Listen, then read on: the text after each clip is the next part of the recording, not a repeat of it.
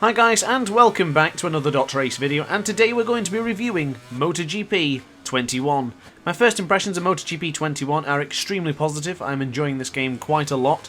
The career mode is going extremely well, and I'm also enjoying tackling time trials and a couple of Grand Prix events. So in this video I'm going to be including all of the features in MotoGP 21, some things that are missing, some things that could be improved upon, and the best parts of MotoGP 21.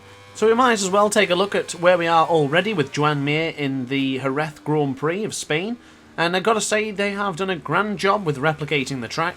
You could probably say it's a carbon copy of what MotoGP 20 had, but it still feels like there's a little bit more detail to it. There's a little bit more graphical improvements, and generally the atmosphere of the fans and some of the stadiums and sections around the track do look a little bit clearer. There seems to be a lot more sponsors and a lot more attention to detail. But of course, graphically wise, MotoGP has been quite good for the past couple of years, and MotoGP 21 has just taken that next step further. Of course, this is available on all next-gen platforms, such as the PlayStation 5, Xbox Series X and S, and of course, I'm on PC. So just for note, I'm on PC, I'll be recording this at QHD, and at 144 frames per second. The game ran extremely well with no hiccups or no stutters. Pretty impressive considering most of the other games such as Ride 4 and even MotoGP 20 suffered terribly with stutters.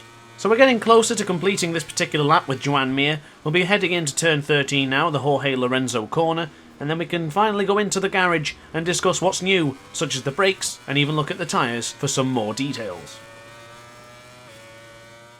So we are going to start off with tyres. Of course, you have the allocation of soft, medium and hard compounds.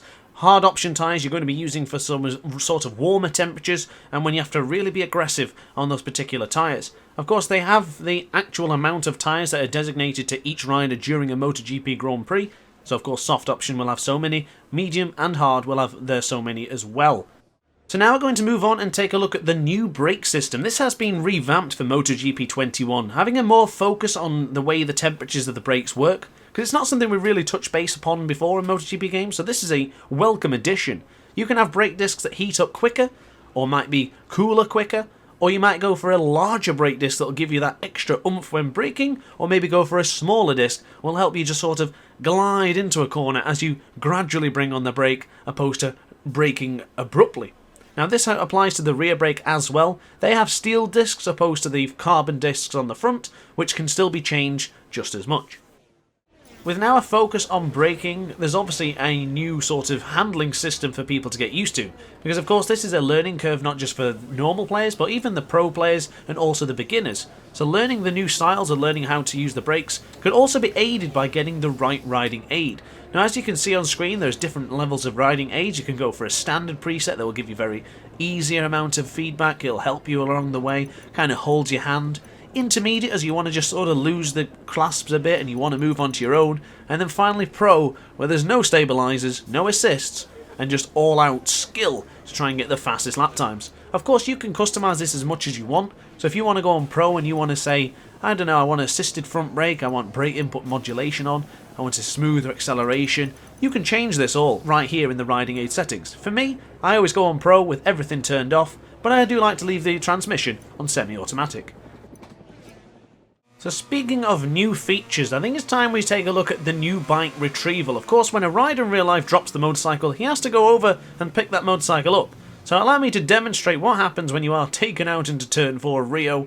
In Mazzano, Danilo Petrucci has to get up off the floor, dust himself off and run over to his motorcycle to pick up that Tech 3 KTM and crack on with the race. Now, of course, the idea of this is great. It really is. I think it's fantastic. But my feelings are a little bit mixed and have been since the beginning because it does seem like the rider doesn't move with any sense of urgency. He seems to have crashed and sort of just, okay, casually jogs over and picks it up. I like the feature, but it is not correctly implemented yet.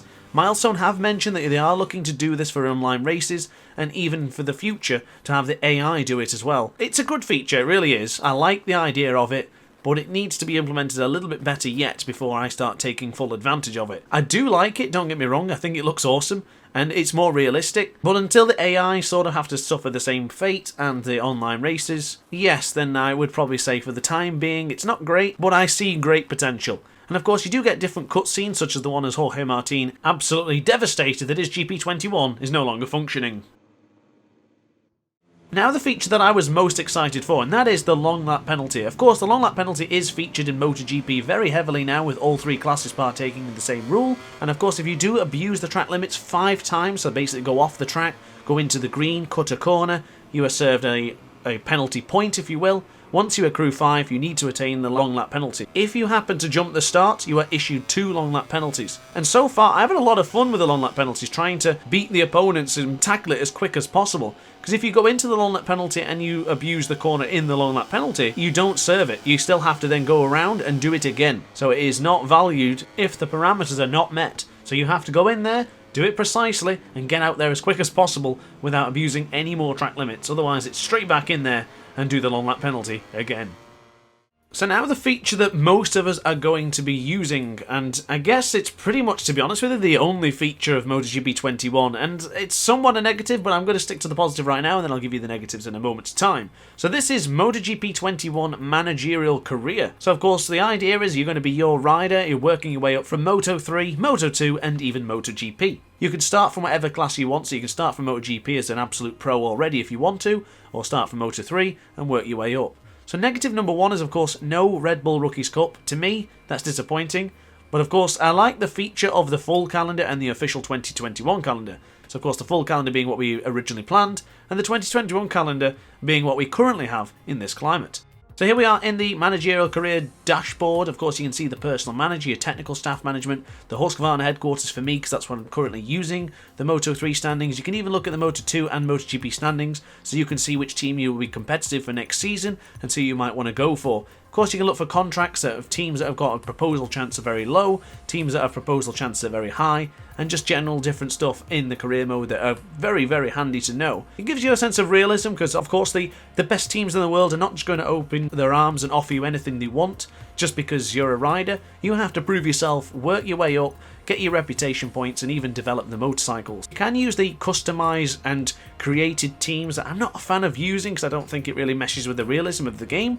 But I will touch base upon that when we have a look at customization in just a moment's time. So here we are in the customization dashboard. You can change the rider, you can change the helmets, the numbers, the teams that you want to create, the rider stickers, and of course stickers for just in general. So if you want to make a sticker and put it on your helmet, or if you want to put that sticker and change it onto your racing number, or even that sticker for your rider's butt patch. Anything you want really for the stickers. I will say, if you are familiar with Ride Force customization and MotoGP 20s, this will feel exactly the same. It is pretty much the exact same. It's a carbon copy, to be truthfully honest with you.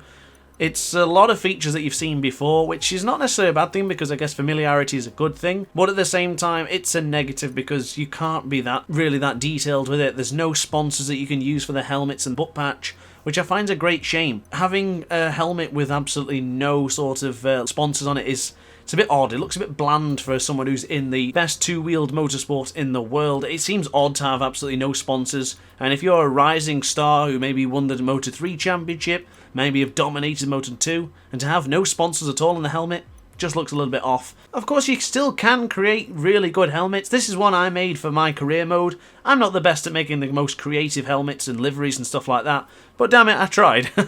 I did my best shot and I'm happy with it so far. Of course, you can customize everything from the numbers to the butt patch and the helmet. You do get that personality to it, but just with a few more details would have probably helped quite a lot.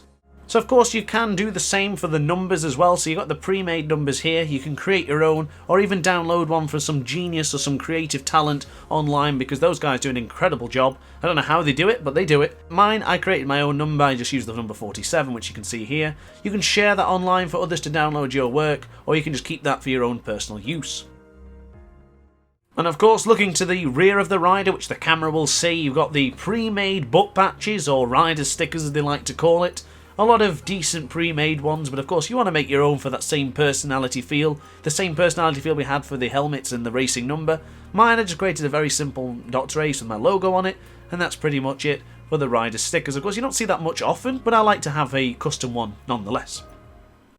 So once you've chosen your rider number and the helmet of your choice, you'll now want to look into the gloves and pick a particular pair of gloves that really work for you. You want to choose one that will match your colours and maybe even match the leathers that you're wearing. So of course if you are using the Alpine Stars leathers or the Dainese leathers, you can choose whatever gloves you want. However, when you are wearing the Dainese leathers, you have to go for the Dainese boots, and if you're wearing the Alpine Stars, you can choose from one of 5. So it's a very similar colour palette that we've seen many times before. It's extremely basic, but it gets the job done.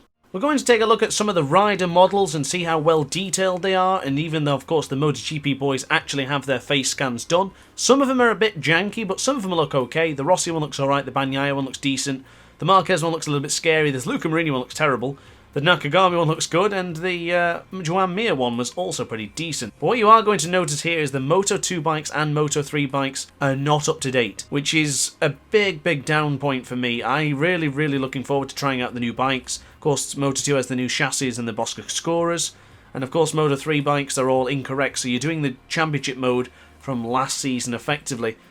Milestone have been working on this game entirely from home, so I do understand there's a few mistakes and there's obviously a few things that can't be helped yet. But of course, I would really love to have the newer liveries in and maybe focus more on the actual current liveries opposed to focusing on the older liveries first.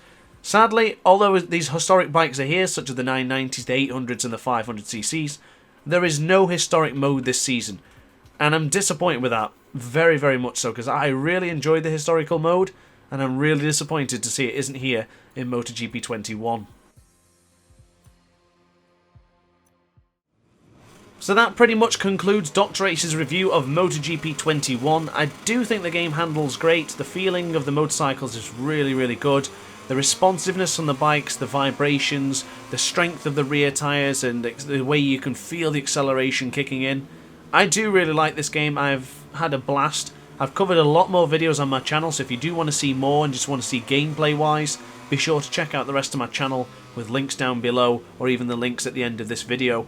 But big thumbs up from me in MotoGP 21. Even there's still a few minor flaws, such as no historical mode, the customization still relatively the same, but ultimately what matters is the actual racing and the gameplay itself, and the gameplay is awesome. It is really good.